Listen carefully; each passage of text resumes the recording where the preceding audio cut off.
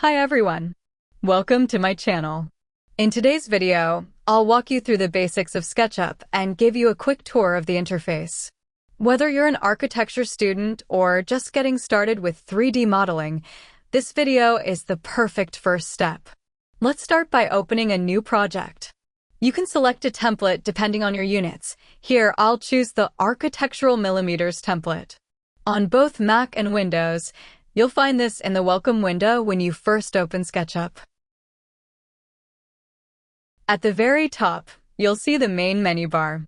On a Mac, the menu bar is at the very top of your screen, even above the SketchUp window, with menus like SketchUp, File, Edit, View, Camera, Draw, Tools, Window, and Help. On Windows, these menus are inside the SketchUp window itself, just above the toolbar area.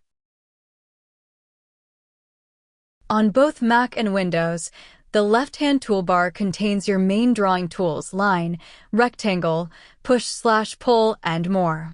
The icons look the same on both systems.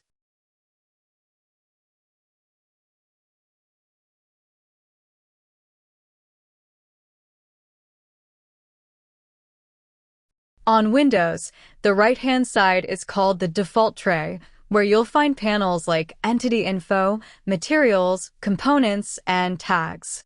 On Mac, these are floating panels you can open from the window menu, like Materials, Tags, and the Instructor. Functionally, they work the same. To move around your model, you'll use Orbit, Pan, and Zoom. On both systems, you can click these tools from the toolbar. With a mouse, scroll wheel to zoom, hold scroll wheel to orbit, and hold Shift plus scroll wheel to pan.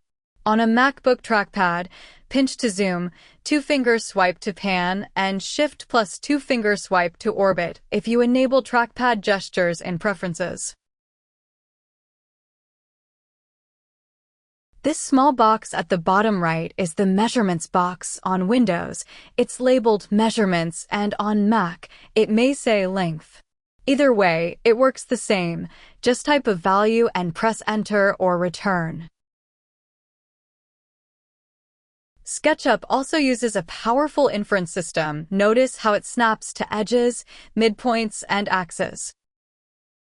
That's a quick look at the SketchUp interface on both Mac and Windows. In the next video, I'll show you how to use these tools. Don't forget to like, subscribe, and drop a comment if you have questions.